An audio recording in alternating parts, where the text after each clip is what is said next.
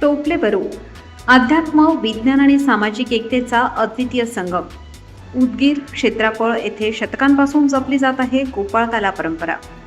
आरोग्य, बंधुभाव आणि संस्कारांचा संदेश. उदगीर तालुक्यातील क्षेत्रापाळ येथे अनेक पिढ्यांपासून साजरा केला जाणारा टोपले बरू गोपाळकाला हा सण केवळ धार्मिक उत्सव नसून अध्यात्म, विज्ञान आणि सामाजिक एकतेचा सुंदर संगम म्हणून ओळखला जातो. बदलत्या आधुनिक जीवनशैलीतही ग्रामस्थांनी ही परंपरा जपली असून या उत्सवातून आरोग्य, समता, बंधुभाव आणि संस्कारांचा अनमोल संदेश दिला जात आहे.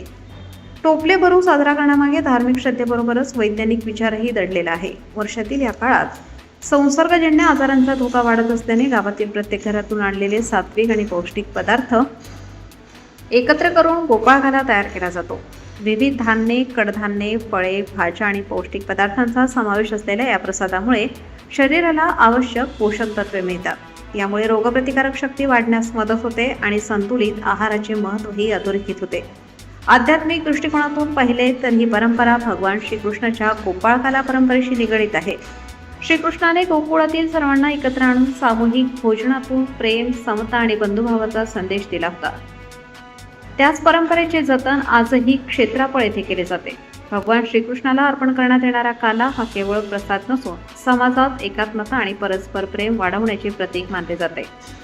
या उत्सवाचे आणखी एक वैशिष्ट्य म्हणजे सामाजिक आणि धार्मिक ऐक्य. गावातील सर्व समाज, सर्व जाती धर्मांचे नागरिक या उत्सवात उत्साहाने सहभागी होतात. प्रत्येक घरातून आणलेले अन्न एकत्र करून तयार करण्यात येणारा काला हा समतेचे, सहकार्याचे आणि सामाजिक सलोख्याचे प्रतीक ठरतो. लहान मुलांपासून ज्येष्ठ नागरिकांपर्यंत सर्वजण या परंपरेत सहभागी होत असल्याने गावात बंधुभाव आणि एकोप्याचे वातावरण निर्माण होते. आज विज्ञान, अध्यात्म आणि धर्म यांचा समतोल साधणारी टोपले बरू ही परंपरा ग्रामीण संस्कृतीचे जिवंत उदाहरण ठरत आहे.